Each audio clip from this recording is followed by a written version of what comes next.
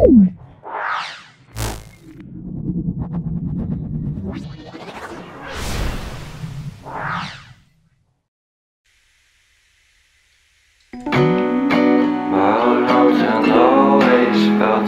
pretty, and no one's sending postcards from the city. I've been walking downtown every day. আজকে আমরা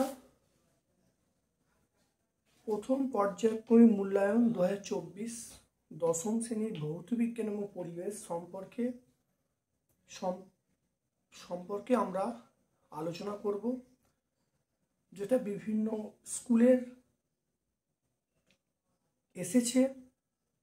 তোমরা ভালো করে মিলিয়ে নাও কে কেমন উত্তরগুলো করেছো। যদি ভিডিওটা ভালো লাগে অবশ্যই কমেন্ট সেকশানে কমেন্ট করবে, চ্যানেলটাকে অবশ্যই সাবস্ক্রাইব করবে এবং বন্ধুদের মধ্যে আমার যে চ্যানেলের লিঙ্কটা তোমরা শেয়ার করে দেবে। প্রথম যে কোশ্চেনটা আছে, বলা আছে নিচের যেটি ওজোন স্তরকে ক্ষয় করে না, এটা মনে রাখতে হবে। ওজোন স্তরকে ক্ষয় করে না, এটা আমরা বলবো অপশান আছে NO আছে, N2O আছে, CO2 আছে, CFC আছে।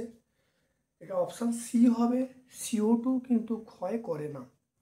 তারপরেরটা হলো STPতে 2 গ্রাম H2 এবং 28 গ্রাম N2 এবং 17 গ্রাম NH3-র মধ্যে কার আয়তন বেশি।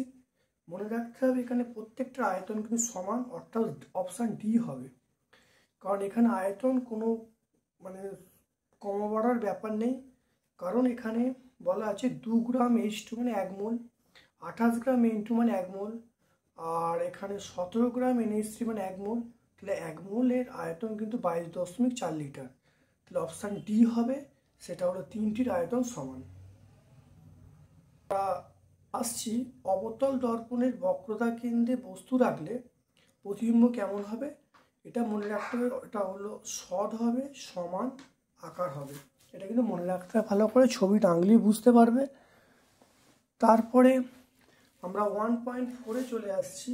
এ মাধ্যম থেকে আলোর রশ্মি বি মাধ্যমে যাচ্ছে বা প্রতিষ্ঠিত হচ্ছে। আপাতন কোণ প্রতিসরণ কোণের সম্পর্ক বলতে বলছে প্রথম মাধ্যমে প্রতিসরণ কোণটা বেশি। এই শর্তটি ফুলফিল হয় তাহলে এটা অপশান বি হবে, অর্থাৎ আপাতন কোণটা ছোট হবে প্রতিসরণ কোণের থেকে। ছবি এঁকে বোঝানো হয়েছে। এটা হলো ঘন মাধ্যম, ঘন মাধ্যম থেকে যখন লঘু মাধ্যমে আসে তাহলে দূরে সরে যাবে, তাহলে আরটা বেশি হবে আয়ের থেকে, তাহলে ঘুরিয়ে বললে আইটা ছোট হবে আরের থেকে, অপশান বি হবে। 1.5-এর যে কোশ্চেনটা আছে, 1.5-এর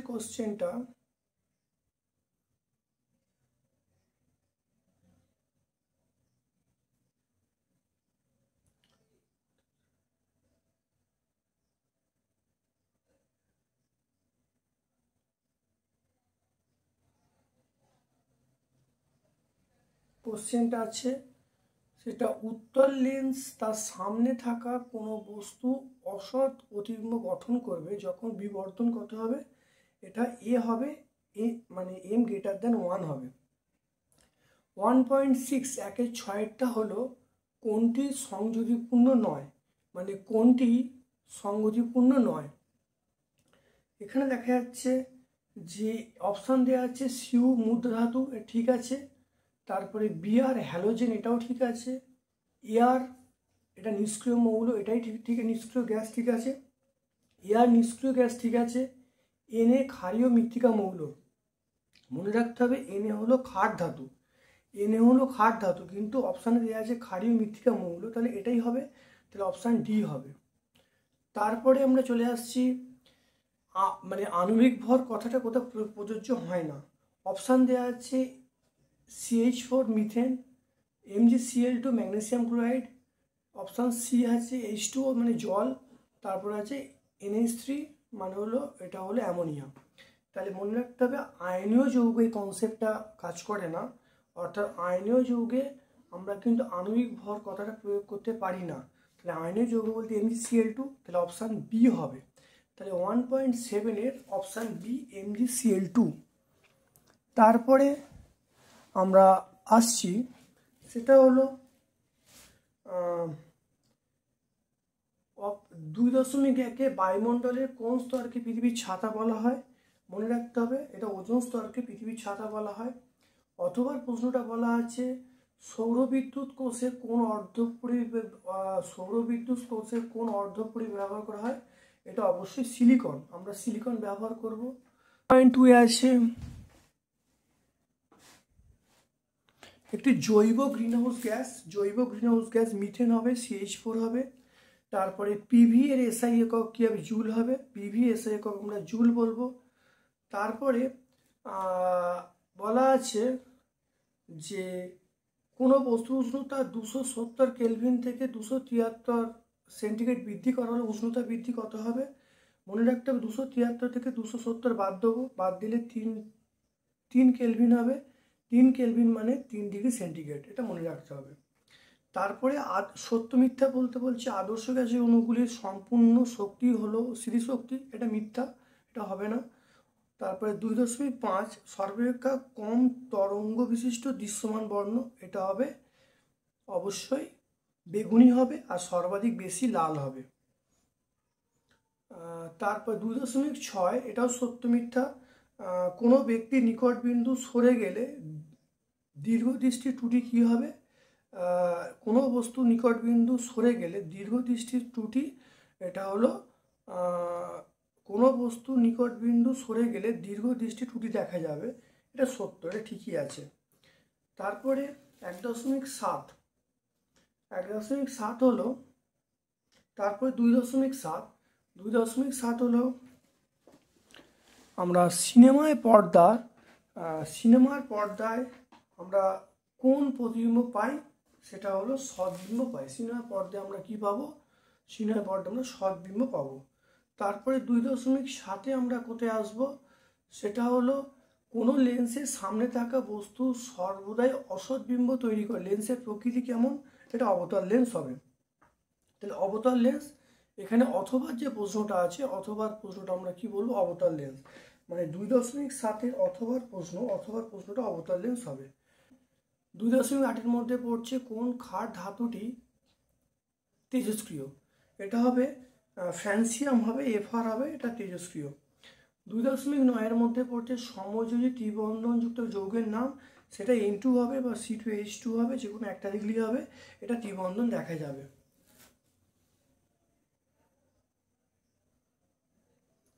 তারপরে 3.1 যে কোশ্চেন আছে, আমরা চলে আসছি 3.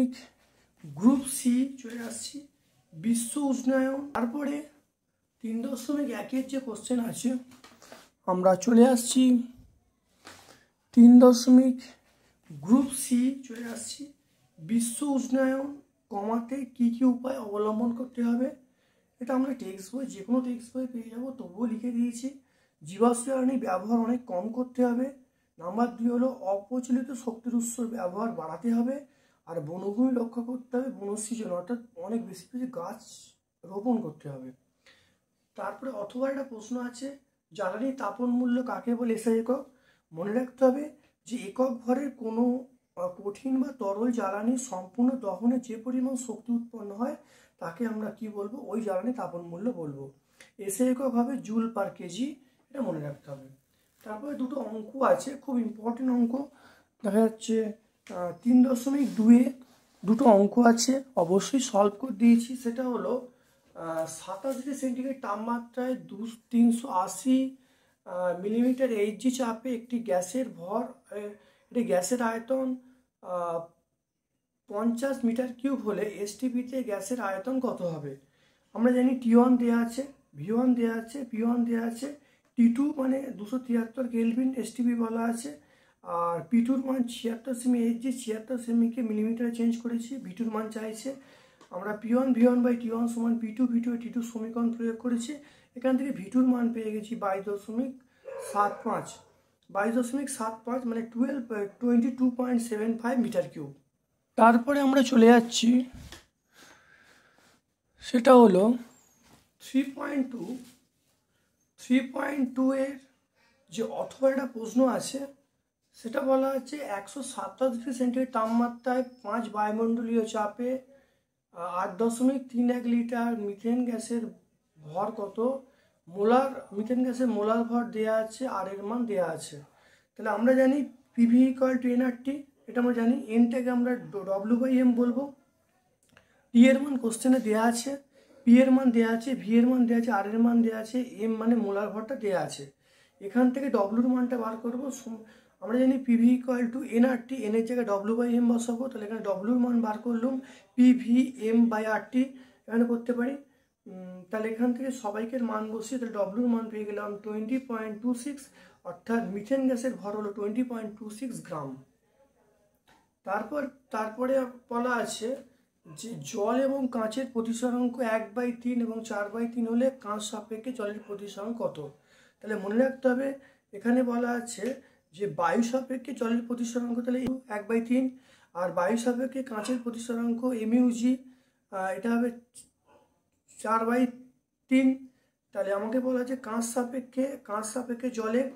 সাপেক্ষে জলের বার করতে হলে তাহলে GμW হবে।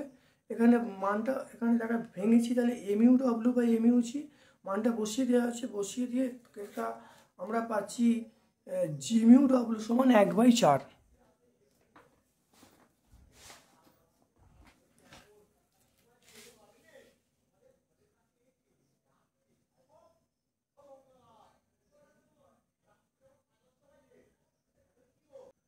তিন 3.4 তড়িৎ ঋণাত্মকতা কাকে বলে জানবো, এবং চ্যালকোজেন কোন শ্রেণীর মৌল? অর্থাৎ যৌগের অণুর মধ্যে সমযোজী বন্ধনে আবদ্ধ কোনো মৌলের একটি পরমাণু ওই সমযোজী ইলেকট্রন জোড়কে নিজের নিউক্লিয়াসের দিকে আকর্ষণ করার ক্ষমতাকে তড়িৎ ঋণাত্মকতা বলবো। আর এখানে চ্যালকোজেন, এটা আমরা কত নম্বর বলবো? 16 নম্বর শ্রেণী বলবো। এরপরে বলা আছে আয়নীয় যোজ্যতা এবং সমযোজ্যতা, এটা যে কোনো টেক্সট বই পেয়ে যাবে। আয়নীয় যোজ্যতা সমযোজ্যতা যে কোনো টেক্সট বই পেয়ে যাবে। তাহলে এখানে সমযোজ্যতার সংজ্ঞাটা এখানে লিখে দিয়েছি তবুও, যে পর্যায় সারণীতে নিকটবর্তী নিষ্ক্রিয় গ্যাসের সুস্থিত ইলেকট্রন বিন্যাস লাভের জন্য দুটি পরমাণু তাদের যোজ্যতা কক্ষে এক বা একাধিক ইলেকট্রন জোড় রাসায়নিকভাবে মিলিত হওয়ার ক্ষমতাকে আমরা কি বলবো? সমযোজ্যতা বলবো।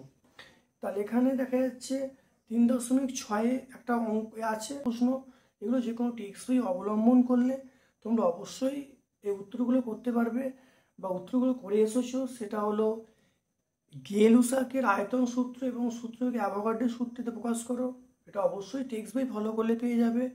4.2 সেটা বলা হচ্ছে দাড়ি কামানো কোন ধরনের দর্পণ ব্যবহার করা হয়, ক্যামেরার ফোকাস বলতে কি বোঝো, উত্তল লেন্সের সাহায্যে কীভাবে সৎ বিবর্ধিত প্রতিবিম্ব তৈরি করা যায়, খুব ইম্পর্টেন্ট।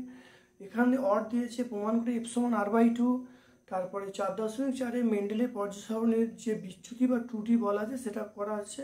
আর এখানে ওই পর্যায় সারণী থেকে 3টে প্রশ্ন দেওয়া আছে। আশা করি আমার ভিডিওটা তোমার কেমন লাগলো অবশ্যই কমেন্ট সেকশানে কমেন্ট করবে, এবং অবশ্যই একটা লাইক করবে, চ্যানেলটাকে সাবস্ক্রাইব করবে, এবং তোমরা কোন ধরনের ভিডিও আরও বেশি বেশি চাও অবশ্যই তোমরা ইনফর্ম করবে। আমার পক্ষ থেকে তোমাদের সকলকে ধন্যবাদ জানিয়ে আজকের মতো এই ক্লাসটি শেষ করছি।